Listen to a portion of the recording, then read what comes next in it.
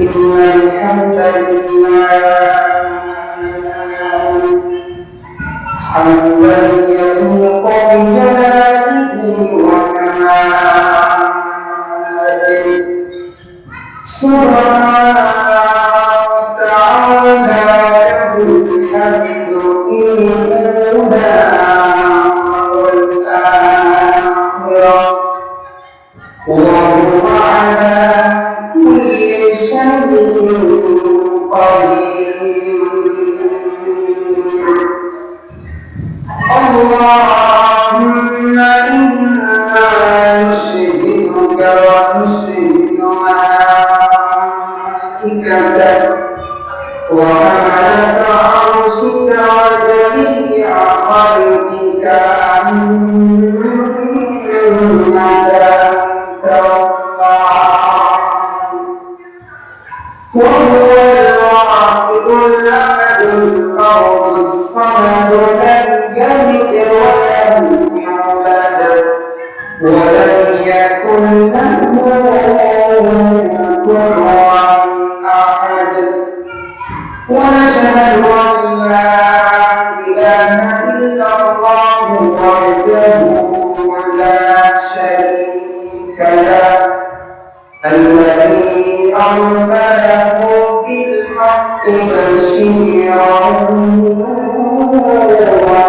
ونذيرا وداعيا إلى الله بإذنه وسراجا وقمرا منيرا.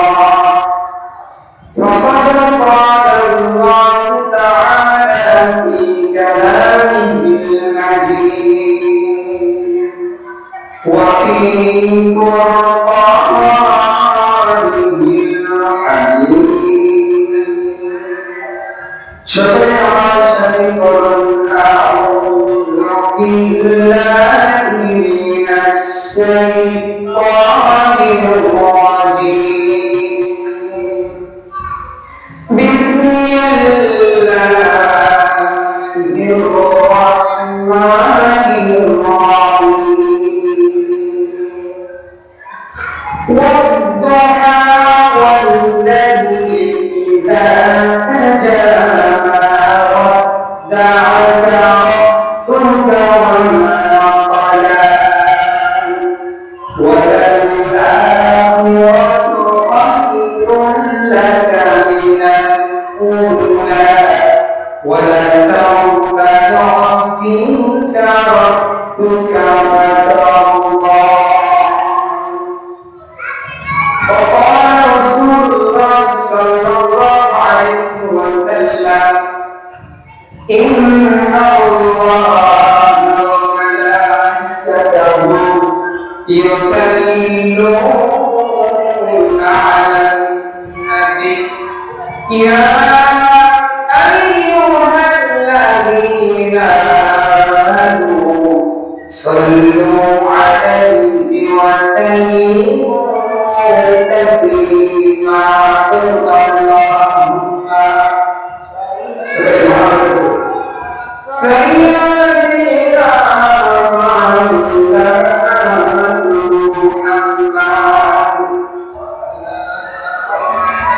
سيدنا مولانا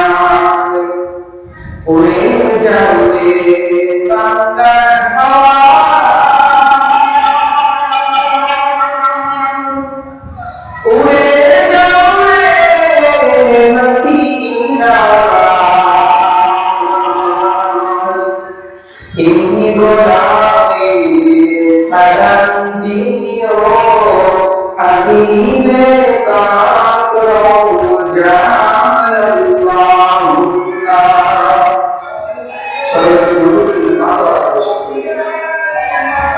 alaihi wa sallam.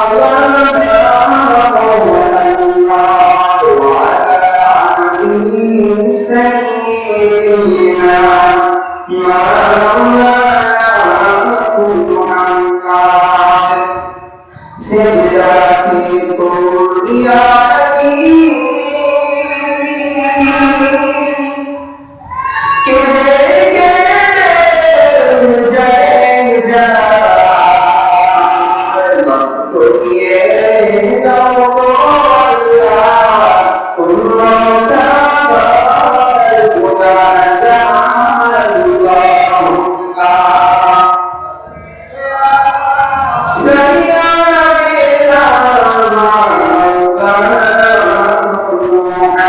Muhammad ওয়া আলা আলিহি সাল্লিনা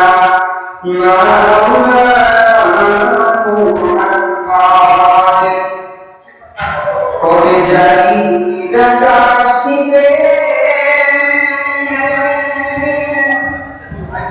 এবার ছাইতে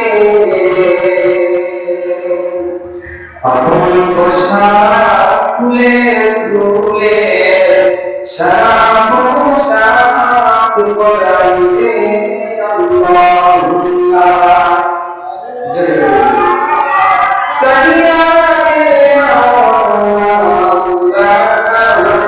মুহাম্মাদ ওয়া আলা আলিহি সাল্লিনা মাওলানা মুহাম্মাদ হাজার ব্যথার দোনার পরে ফিরে আসনি তুমি আপন ঘরে দিনের আলো তুমি সরিয়ে দিতে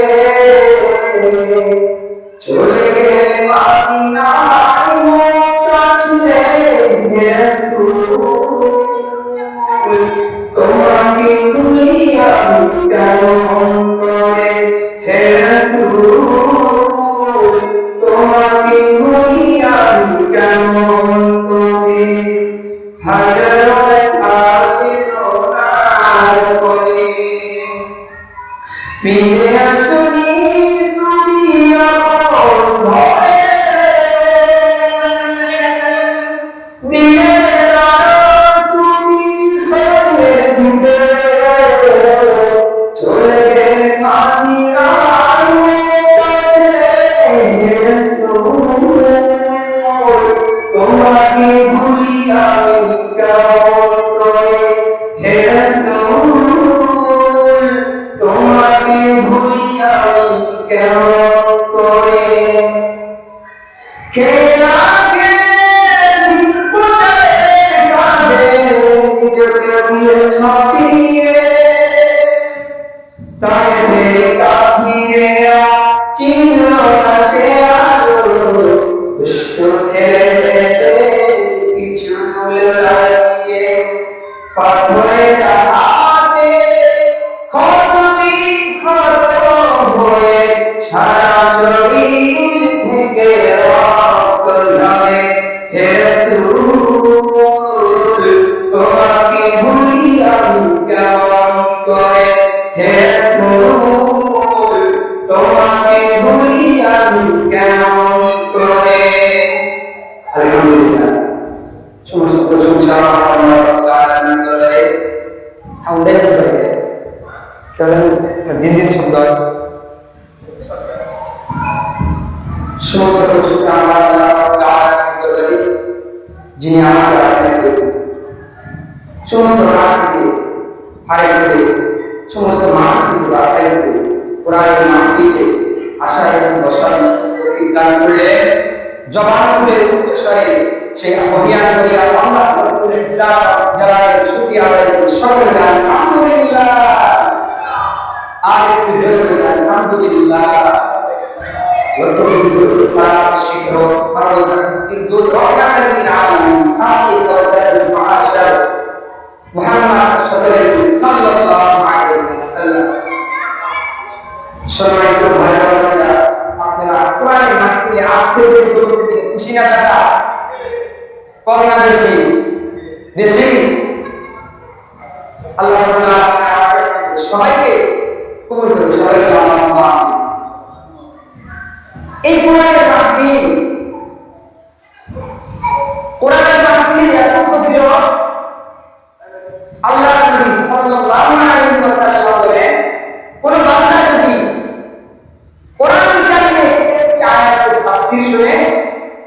রাত জেগে জেগে জেগে যদি নফল নামাজ আদায় করে তার চাইতেও বেশি সওয়াব তার আরো না হবে। সুবহানাল্লাহ। তাহলে কোন সওয়াব যদি একটা আয়াতের তাফসীর তো শুনি। আপনাদের সামনে আমি আপনাদের পরিচিত সূরা, প্রতিবেশনার সূরা সূরাতুল দুহা থেকে তেলাওয়াত করেছি। অধিকাংশ মানুষের সূরাটি মুখস্থ আছে। দুহা মানে হলো আলো। দুহা মানে কি? এই সূরাটি মাক্কি।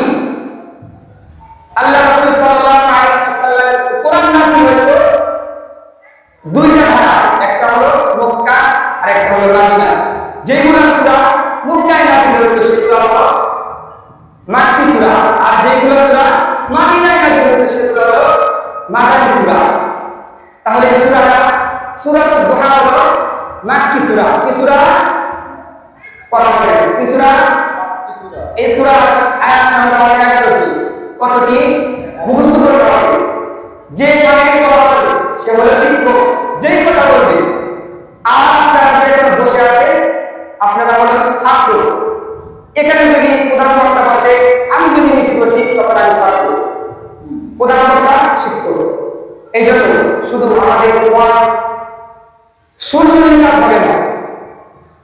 বক্তারা কি বলে, হুজুররা কি বলে, এগুলো নিজের বেয়ে ঢুকিয়ে নিজে তামল করবো। আল্লাহ রাসূলের হাদিস বাল্লিগু আন্নি ওয়ালাউ আয়া, একটি বাণী হলো পৌঁছে দাও। আপনাদের তো যতটুকু পারে এতটুকুই পৌঁছে দাও। তাহলে এই সূরাটা হলো প্রতিবেশনার একটা সূরা, অধিকাংশ মানুষের মুখস্থ আছে। এই জন্য এই সূরা থেকে কিছু কথা বলে ইচ্ছা তুঝে করি লা ইলাহা ইল্লাল্লাহু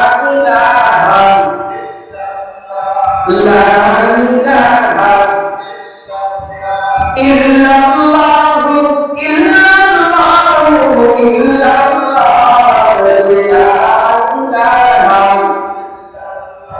লা ইলাহা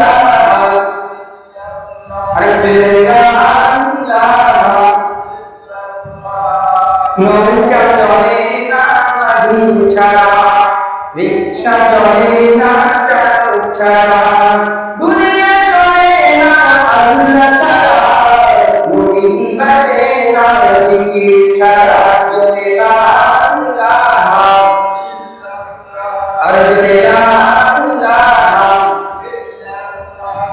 লা ইলাহা লা ইলাহা ইল্লাল্লাহু ইল্লাল্লাহু ইল্লাল্লাহু লা ইলাহা সুবহানাল্লাহ আলহামদুলিল্লাহ লা ইলাহা আল্লাহ নামের জিকির করবে যারা, আল্লাহর কাছে প্রিয় তারা, আল্লাহর কাছে প্রিয় যারা, জান্নাতে প্রবেশ করবে তারা। জোরে লা ইলাহা আরে জোরে লা ইলাহা লা ইলাহা মনায় কালে দিলায় কালে যে সোনার মদিনা। মনায় কালে দিলায় কালে যে সোনার মদিনা। এই জন্য রাসূলের আশিক আমরা সবাই হতে চাই। চাই কি চাই না? আমরা সবাই রাসূলের আশিক হতে চাই। আল্লাহ তাআলা আমাদের সকলকে রাসূলের পরিপূর্ণ উম্মত হিসেবে গড়ে তুলুন। তাহলে দোহা শব্দের অর্থ হলো আলো। এই সূরা নাযিলের একটা ব্যাকগ্রাউন্ড আছে। যখন আল্লাহ রাসূল সাল্লাল্লাহু আলাইহি ওয়াসাল্লামের কাছে প্রথম যুগে কোরআন নাযিলে, কোন যুগে?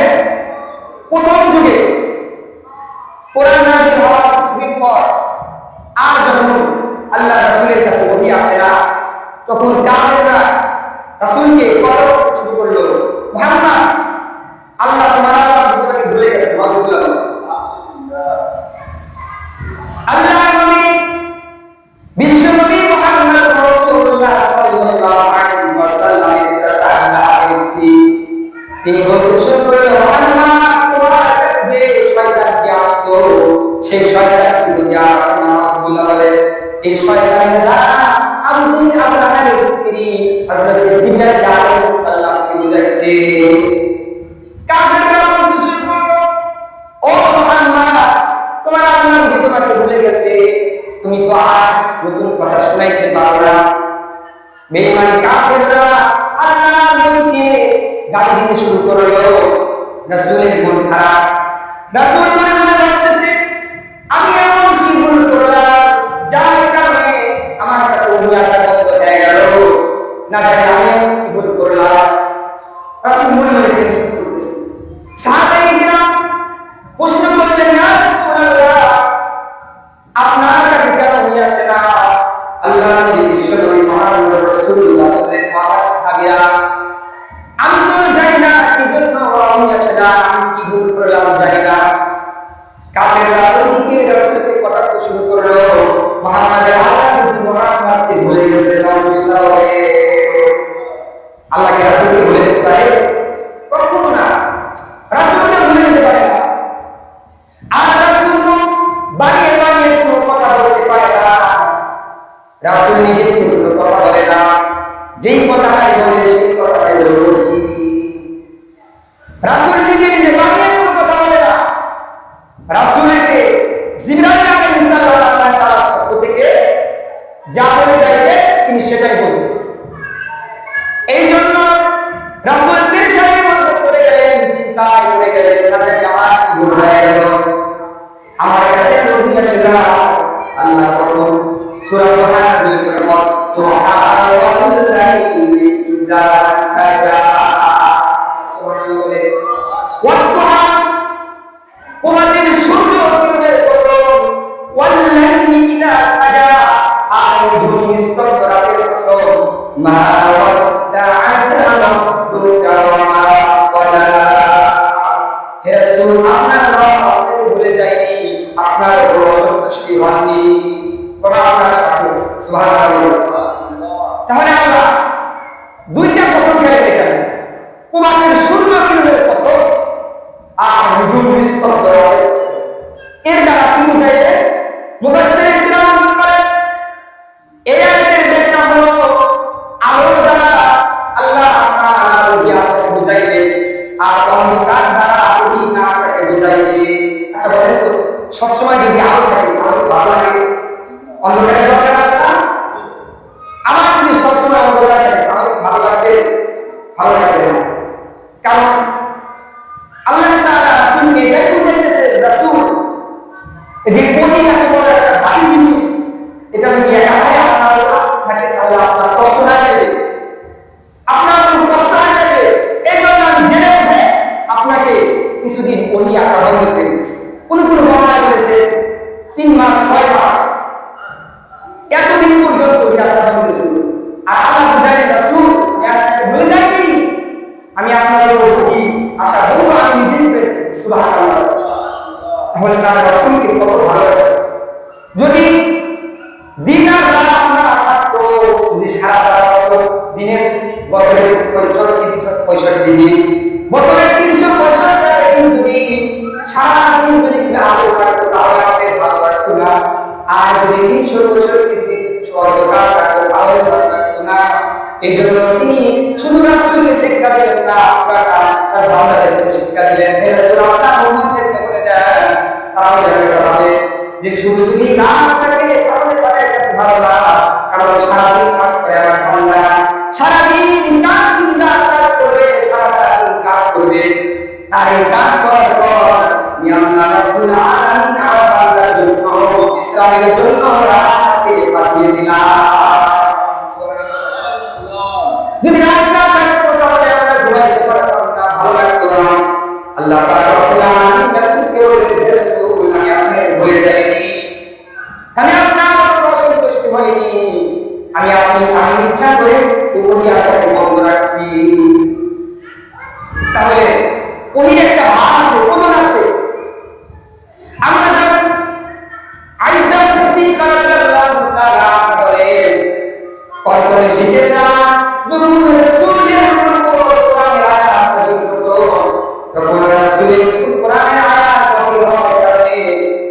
কপালগুলো মুখগুলো ঘেমে দাঁড়িয়ে ঘেমে যাইতো, কনকনে শীতের ভিতরে ওরা রাসূল ঘেমে যাইতো।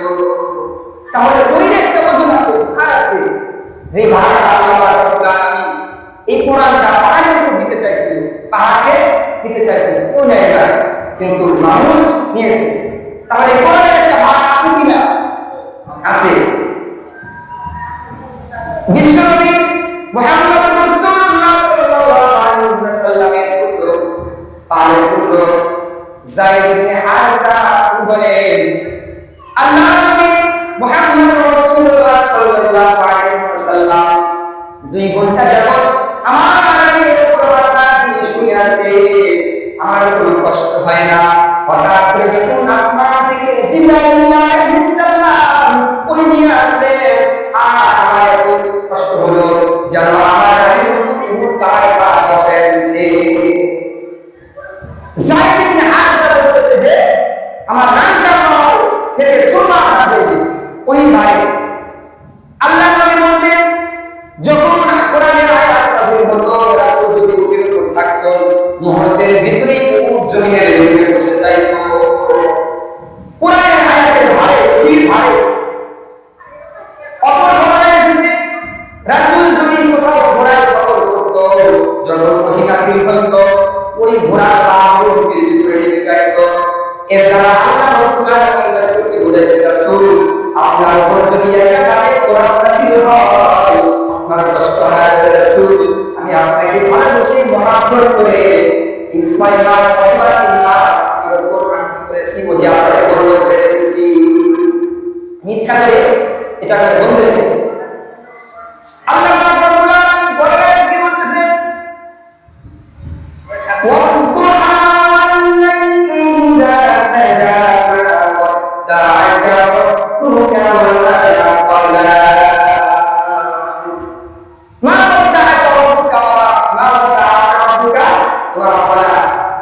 হে রাসূল আপনার আপনাকে ভুলে যায় না, আপনার সাথে আছে।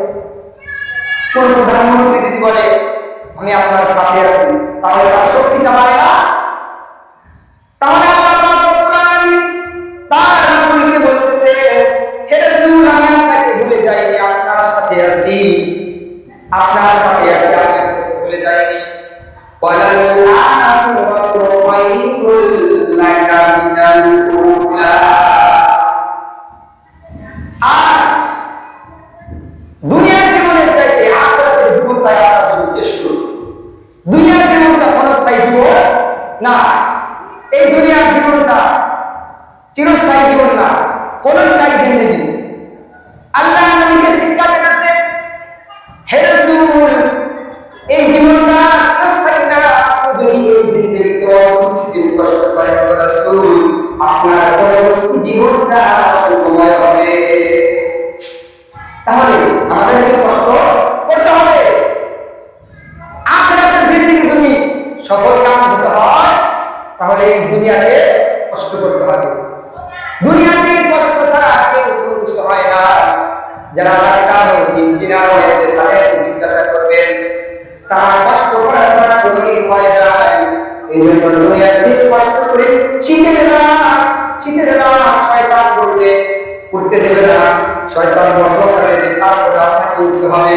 শীতের রাতে যদি আপনি কষ্ট করে ঠান্ডা পানিতে গোসল করে নামাজ পড়তে পারেন, তাহলে শয়তান হেরে গেল। আপনার জন্য যিনি জান্নাতের অধিবাসী, যিনি জান্নাত বরকত করে দিলেন, তিনি কে? শীতের রাত আপনার মন বলতেছে না কৃষ্ণা এত শীত উঠবি, আর একটু ঘুমা। শীতের দিনে একটু ঘুমটা একটু ভালো হয় না? শীতের দিনে ঘুমটা একটু ভালো হয়, শেষ রাতের দিকে আর একটু ভালো হয়। কিন্তু বান্দা যদি আল্লাহকে খুশি করার জন্য কষ্ট করে শীতের রাত উঠে ঠান্ডা পানিতে গোসল করে জায়গা মতো দাঁড়িয়ে যায়, শয়তান তখন কি হয়ে যায়? নাজাত হয়ে যায়। তখন আল্লাহ খুশি হয়ে যায় বান্দার উপরে। এই জন্য আল্লাহ রাব্বুল আলামিন তার রাসূলকে শিক্ষা দেওয়ার মাধ্যমে তার বান্দাদেরকে শিক্ষা দিয়েছেন, আমার রাসূলকে বলার মাধ্যমে তোমাদেরকে শিক্ষা দিলাম। রাসূলকে বলেন, হে রাসূল আপনি আপনার বান্দাদেরকে জানায় দেন, আপনার লোককে জানায় দেন, তারা যেন এই দুনিয়াতে কষ্ট করে, তাহলে তাদের আখিরাতটা সুখময় হবে। আল্লাহ রাব্বুল আলামিন পরে কি বলেন, ওয়া সালুকা ইউতিকা রাব্বুকা ফাতারুল্লাহ। অচিরে রাসূল, অচিরে এমন এমন জিনিস আমি আপনাকে দান করবো যাতে আপনি খুশি হবেন। তাহলে কি কি পেয়ে রাসূল খুশি হয়েছে কারণ আছে না, শুনবো ইনশাআল্লাহ। রাসূল কি আল্লাহ বলেন, ওয়া সালুকা ইউতিকা রাব্বুকা ফাতারুল্লাহ। হে রাসূল, আমি আপনাকে এমন এমন জিনিস দান করবো যাতে আপনি খুশি হয়ে যাবেন। তাহলে এক নাম্বার রাসূলকে কি দান করলেন? এক নাম্বার রাসূলকে দান করলেন মক্কার ভিতরে রাসূল যখন ইসলামের দাওয়াত দেওয়া শুরু করলো, রাসূলের ইসলামের দাওয়াত কষ্ট হয়ে গেল। মুসলমান ভাইরা রাসূল যখন মক্কার ভিতরে দাওয়াত দেওয়া শুরু করলো, এত নির্যাতন বেঈমান নিষ্ঠুর কাফেররা রাসূলকে সহ্য করতে পারে না, নির্যাতন করা শুরু করলো। আমার রাসূল যখন তাহাজ্জুদের নামাজে দাঁড়িয়ে দোয়া করতে শুরু করলেন, আল্লাহুম্মা আইজ্জাল ইসলাম বিরাব্বি হাদিহি রাজুলাইনি আবি জাহলিন আবি উমর রাসূল তখন জায়গাতে কেঁদে বললেন, আল্লাহ, মক্কার ইসলাম প্রচার করার প্রতি কঠিন হয়ে গেছে। আল্লাহ, আপনি মক্কার ভিতরে দুজনের একজনকে ইসলামের শিক্ষক সাহেব দান করে। এক নাম্বার হলো আবু জেহেল, বিশালের দান দিলেন। দুই নাম্বার ওমর, এই দুজনের একজনকে ইসলামের ভিতরে শিক্ষক সাহেব দান করে দেন। এই দুজনের একজনকে ইসলামের ভিতরে যখন নবী মুহাম্মদ সাল্লাল্লাহু আলাইহি ওয়াসাল্লাম তাহাজ্জুদের নামাজে তাহাজ্জুদের জামাতে কেঁদে দোয়া করলেন, আমার রাসূল দোয়া করতে পারেন না, রাসূলের দোয়া যখন ফেরত দিতে পারেন না। যখন রাসূলের দোয়াটা করলেন, মক্কার ভিতরে শুরু হয়ে গেল কি মুহাম্মদের আল্লাহ দিতে পারবে। হযরত ওমর তখন কি করলো, শিকার হলো। ওইদিকে আল্লাহ নবীর দোয়া ধীরে ধীরে কাজে লাগতেছে। তিনি যখন আল্লাহ নবী বিশ্বনবী সাল্লাল্লাহু আলাইহি ওয়াসাল্লাম দারুল আরকামের ভিতরে লুকিয়ে ইসলামের দাওয়াত দিতেছেন, কিছু সংখ্যক সাহাবীদেরকে নিয়ে দারুল আরকামের ভিতরে লুকিয়ে কোরআনের দাওয়াত দিতেছে। হযরত ওমর যখন দৌড়াইতে শুরু করলো, ওইদিকে রাসূলের কাছে আযা তখন কি করলেন, তার নবীকে দিয়ে বললেন, মুহাম্মদ সাল্লাল্লাহু আলাইহি ওয়াসাল্লাম ওই যে ওমর দৌড়াইতে আসতেছে, নাজারে আসতে কথা করবে। আমি ছোট ভাইকে কি বলি, তুমি আগে কাটতে সরে যাও। আল্লাহ নবী বিশ্বনবী তখন বললেন, মুহাম্মদ সরে যাও। আর সাহাবীদেরকে সরে যেতে বলেন। নাজারে আমি যে বলতে তাহাজ্জুদের নামাজে দেখে জানতে পারছি দোয়া করতেছি, দোয়া করেছি, দোয়া করতে আসছে, কবুল হতে চলছে। হযরত ওমর রাদিয়াল্লাহু তাআলা দারুল আরকামের ভিতরে ঢুকে তিনি তার তরবারির কাছে ছুঁড়ে মারলেন, আর বললেন, আশহাদু আল্লা ইলাহা ইল্লাল্লাহ ওয়া আশহাদু আন্না মুহাম্মাদান আবদুহু ওয়া রাসূলুহু। যখন এটা বললেন তখন বললেন, রাসূল খুশি হয়ে গেলেন। আল্লাহ বলেছেন, ওয়া আসামুকা ইনকা রাব্বুকা ফাতারুল্লাহ। হে রাসূল, প্রতিদিন আপনাকে আমি এমন জিনিস দান করব যাতে আপনি খুশি হবেন। রাসূল খুশি হয়ে গেছে। রাসূলকে খুশি করা আল্লাহর কাজ। আমার নবী হাবিব আর হযরত ইব্রাহিম আলাইহিস সালাম খলিল। হাবিব মানে বন্ধু, খলিল মানে বন্ধু। কিন্তু হাবিব মানে এমন বন্ধু যে বন্ধুকে খুশি করার জন্য সে আল্লাহ কাজ করে। আর খলিল মানে এমন বন্ধু যে বন্ধু আল্লাহকে খুশি করার জন্য কাজ করে। তাহলে রাসূলকে দিতে হবে আল্লাহকে যে পাইতে চাও, হযরতকে ভালোবেসে আল্লাহকে যে পাইতে চাও, হযরতকে ভালোবেসে আরশ কুরসি লৌহ না চাইতে পেয়েছে সে। আল্লাহকে পেতে চাইলে রাসূলকে আল্লাহ বুঝতে হবে। দুই নাম্বার, রাসূলকে আল্লাহ রাব্বুল আলামিন কিভাবে খুশি করলেন? আল্লাহ নবী বিশ্বনবী সাল্লাল্লাহু আলাইহি ওয়াসাল্লাম যখন কি করলেন, মক্কা থেকে ৮০ মাইল পথ পাড়ি দিয়ে তাইফে গেলেন। তাইফের বেঈমান কাফিররা কি করলো? তাদের ছেলেদেরকে লেলিয়ে দিল। আমার আল্লাহ নবী ছাড়া উপরে পাথরে আঘাত করলো, তার চেহারা থেকে রক্ত ঝরতেছে। এত সুন্দর চেহারা, এই চেহারার ভিতরে জীবনে কোনোদিন একটা হাসি বসে না। সেই রাসূলের চেহারা, রাসূলের শরীরে তাইফের কাফেরেরা কি করলো? তিন জায়গায় রাসূলকে আঘাত করলো। রাসূলের মন খারাপ, ৮০ মাইল পথ পাড়ি দিয়ে আমি তাইফে আসলাম, আর তাইফে একটা আমার দিনের দাওয়াত করলো। রাসূলের মন খারাপ। আল্লাহ নবী বিশ্বনবী সাল্লাল্লাহু আলাইহি ওয়াসাল্লাম নাকলা হুজুরের বাগানের ভিতরে ঢুকলেন। রাসূলের শরীর দিয়ে রক্ত ঝরতেছে। এমন সময় হযরত ইসহাক ইবনে হারিসা একটা হিজাবটা লাগিয়েছে রাসূলের শরীরটা মুছে দিলেন। রাসূলের মন খারাপ, যে এত দূর থেকে বিনা আশাতে এই তাইফের কাফেরদেরকে দিনের দাওয়াত দিতে আসলাম, তাওহীদের দাওয়াত কবুল করো না। হযরত জিবরাইল আলাইহিস সালাম বললেন, রাসূল আপনি শুধু একবার দেন, আমি তাইফবাসীকে এমন ভাবে চাওয়া দেব, তাইফবাসী শুধু দুইটা পাহাড়ের মাঝামাঝি, আমি এমন ভাবে চাওয়া দেব যে তাইফবাসীকে একটা গোলার মতো মিশাইয়া দেব। দুইটা পাহাড় এমন ভাবে চাওয়া দেব, আমি তাইফবাসীদেরকে একবারে পাহাড় বানিয়ে দেব। আল্লাহ নবী কি বলে দেখেন, নিঃস্বার্থভাবে ৮০ মাইল পথ পাড়ি দিয়ে আসলেন, দিনের দাওয়াত দিতে আসলেন। ওই বেঈমান কাফেররা তাকে এমন ভাবে কি করে আঘাত করলো, তিনটা জায়গায় রাসূল ব্যবস্থা করে যায়, কিন্তু রাসূল তাদেরকে করে না। জিবরাইল আলাইহিস সালাম যখন বললেন, রাসূল আপনি শুধু একটা অর্ডার দেন, আমি কি করব? এই তাইফবাসীদেরকে দুইটা পাহাড়ের মাঝামাঝি এমন ভাবে একটা জায়গা দেব যে একদম পাহাড়ের মাঝামাঝি। কিন্তু রাসূল বললেন, জিবরাইল না, এরা কিন্তু আমার দিন কবুল করে, এদের ভিতর থেকে এদের প্রজন্ম ইসলাম প্রচার করবে।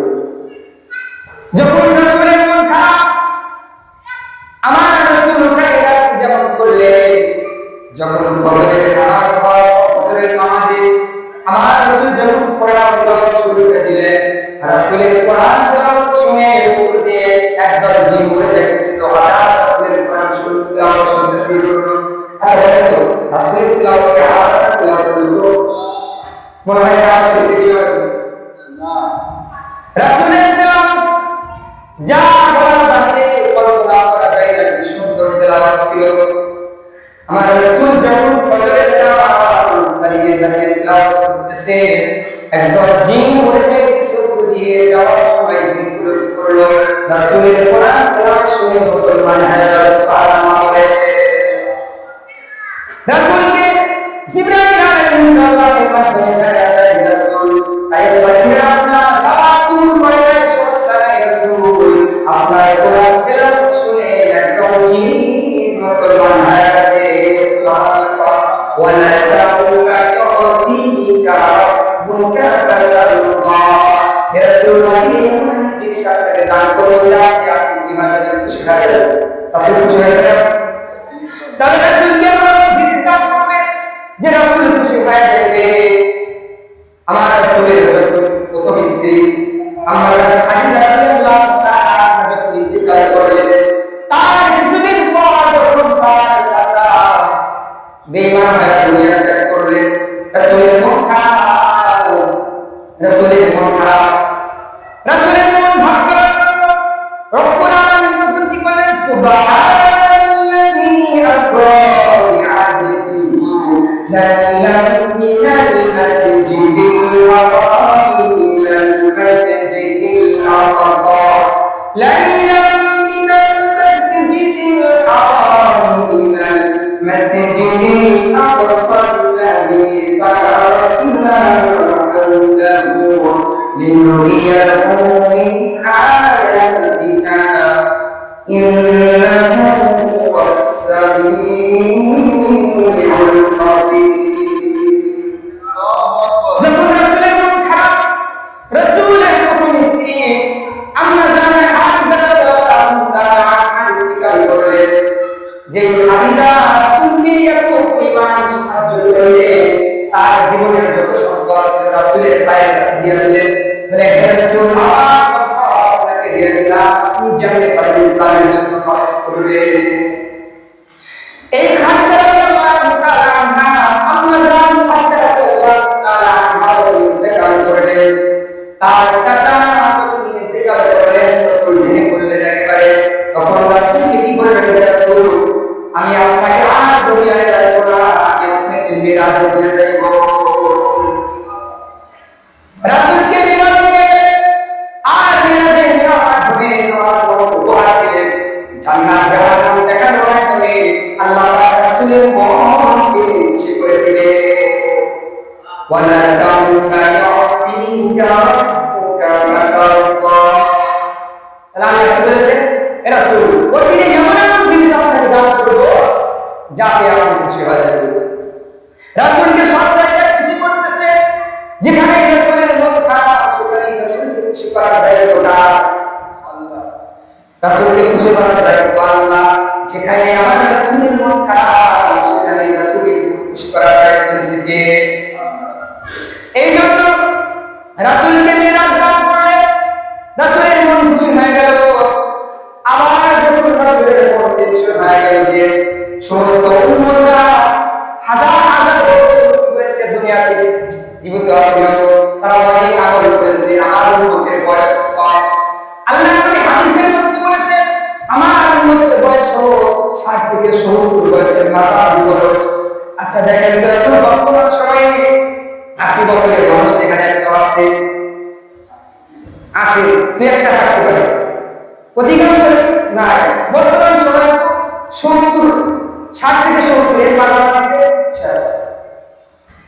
তাহলে আল্লাহ নবী বললেন, আমার উম্মতের বয়স হবে 60 থেকে 70 বছর। এই দুইটা বছরের মাঝামাঝি রাসূল চিন্তায় পড়ে গেলেন, আল্লাহ নবীর উম্মতরা বয়স বছরে 1000 বছর দুনিয়াতে ছিল, তাদের আমল বেশি ছিল। রাসূলের মন খারাপ যে আমার উম্মতের এত অল্প বয়স, এত অল্প জিন্দেগির ভিতরে কিভাবে এত আমল করবে। অন্যান্য নবীর উম্মতরা অনেক যুগ, অনেক বছর হায়াত পেয়েছে। আল্লাহ বলেন, হে রাসূল, আপনার মন খারাপ করার কোনো প্রশ্ন নাই। আমি আপনার উম্মতকে এমন একটা জিনিস দান করব, যে জিনিস পাওয়ার পর একটা রাতের বিনিময়ে 1000 রাতের ফজিলত পাওয়া যাবে। ইন্না আনজালনাহু ফি লাইলাতিল কদর, লাইলাতুল কদরি খায়রুম মিন আলফি শাহর। সুবহানাল্লাহ। তাহলে রাসূলের মন যেখানে গেছে, সেখানে রাসূলকে খুশি করার দায়িত্ব লাইলাতুল কদর দান করলেন। ইন্না আনজালনাহু ফি লাইলাতিল কদর ওয়া মা আদরাকা মা লাইলাতুল কদর। রাসূলকে বললেন, হে রাসূল, আপনি আপনার উম্মতকে এমন দান করলাম যে 1000 রাতের চাইতে উত্তম। অন্যান্য উম্মতরা 1000 বছরের ইবাদত করছে, কিন্তু লাইলাতুল কদর পায় না। আমরা লাইলাতুল কদর পেয়েছি। এই জন্য রব্বুল আলামিন কোরআনুল কারীমে বলেন,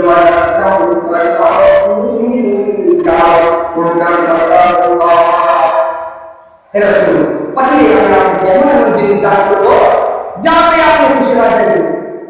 রাসূলকে খুশি করার দায়িত্ব আল্লাহ। রাসূল যেখানে রাসূলের মন খারাপ, সেখানে রাসূলকে খুশি করার দায়িত্বটা। তাহলে রাসূলের মন খুশি হয়ে গেল। কিয়ামতের দিন যখন সমস্ত উম্মতরা যাইবে, সমস্ত উম্মতকে একাকার করা হবে, যখন সমস্ত মানুষ এক জায়গায় হবে, তখন রাসূলের মন খারাপ থাকবে। তখন কি করবেন আল্লাহ রাব্বুল আলামিন? আল্লাহ নবী তখন সিজদায় পড়ে থাকবে। তখন আল্লাহ রাব্বুল আলামিন জিবরাইল আলাইহিস সালামকে বললেন, জিবরাইল, তুমি চলে যাও, আমার বন্ধুর মন খারাপ কেন? আমার বন্ধুর মন খারাপ কেন? সে সিজদায় পড়ে আছে কেন?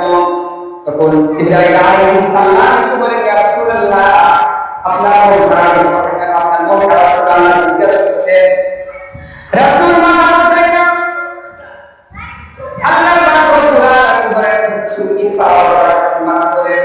সালকোদা ওয়াসফাউ শাফা, আপনি আজকে যার জন্য সুপারিশ করবেন আপনার সুপারিশকে কবুল করে নেব। তাহলে যে রাসূলের সুপারিশ ছাড়া জান্নাতে যাওয়া চিরদিন সুপারিশ ছাড়া জান্নাতে যাওয়া যায় না। নবীর সুপারিশ ছাড়া কি জান্নাতে যাইতে পারবে? যে নবীর সুপারিশ ছাড়া জান্নাতে যাওয়া যায় না। এমন একটা নবী আমাদের বিধান করলেন, যে এমন একটা নবী যে নবীর উম্মত হওয়ার জন্য হাজার হাজার নবীর কোরবানি করেছে, কিন্তু আল্লাহ আমাদেরকে না চাওয়াতে মুহাম্মদ সাল্লাল্লাহু আলাইহি ওয়াসাল্লামের উম্মত বানায় দিয়েছে।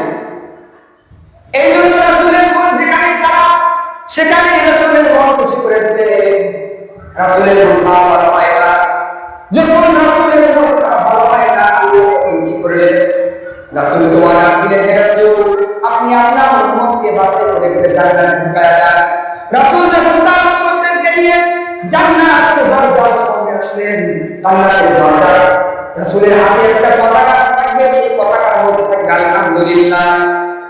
সেই পতাকার ভিতরে থাকবে আলহামদুলিল্লাহ। আমার আপনার নবী মুহাম্মদ সাল্লাল্লাহু আলাইহি ওয়াসাল্লাম যখন যে পতাকাটা নিয়ে সেই পতাকা নিয়ে তার উম্মতদেরকে নিয়ে জান্নাতের সামনে আসবেন, তখন জান্নাতের দরজার সামনে এসে রাসূল একটা সালাম দিবেন, আর জান্নাতের দরজার ফেরেশতা বলবেন আপনার নাম কি? সালামের উত্তর দেওয়া করবে। রাসূল বলবেন মুহাম্মদ। তখন ফেরেশতা বলবে আপনার জন্য জান্নাতকে রেখে দিতেছে। আল্লাহ রাব্বুল আলামিন বলেছেন যে আপনার পূর্বে যদি কোনো বান্দা কোনো নবী যেন জান্নাতে ঢুকতে না পারে। তাহলে আল্লাহর কথা কি? ওয়ালা সামুকা ইউতিকা রাব্বুকা ফাতাল্লাহ। হে রাসূল আপনি আমাকে এমন জিনিস দান করে যাবে আপনি খুশি হয়ে যাবেন। আর রাসূলকে খুশি করার দায়িত্ব হলো আল্লাহ। প্রথম তিনটা আয়াতে আল্লাহ তাআলা এরপরে তিন আয়াতে কি শিক্ষা দিয়েছে? যে আল্লাহ রাসূলকে অনুগ্রহ করেছে, সেই অনুগ্রহ তার কথা বলেছে। আল্লাহ রাব্বুল আলামিন বলতেছে আলাম ইয়াজিদিকা ইয়াতীমান ফাআওয়া ওয়া ওয়াজাদাকা ضالًا فهدى ووجدك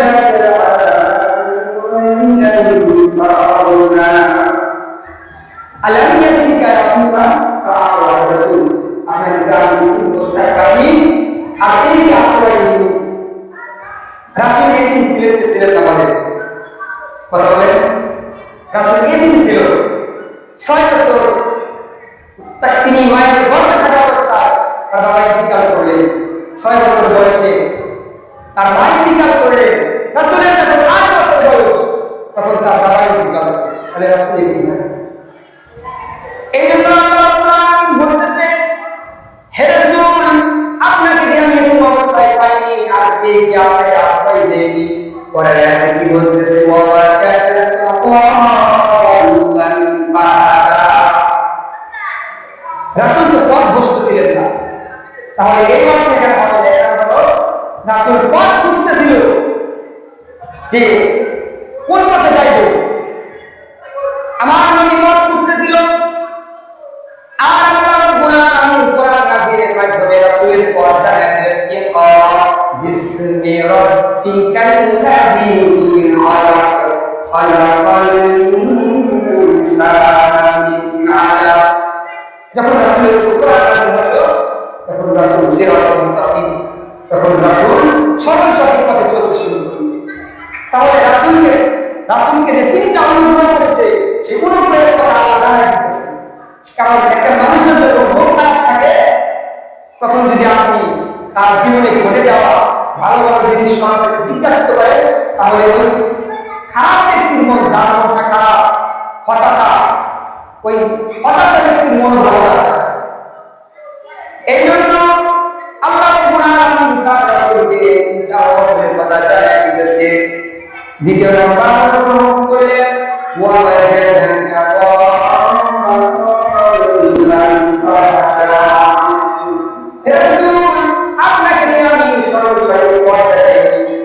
তো কি করতেছিলেন কোরআন পড়তেছিলেন পড়তে যাইবো নি আল্লাহ রাব্বুল আলামিন কোরআন নাযিলের মাধ্যমে আপনাকে সহজ সরল পথ দেখায় দিয়েছি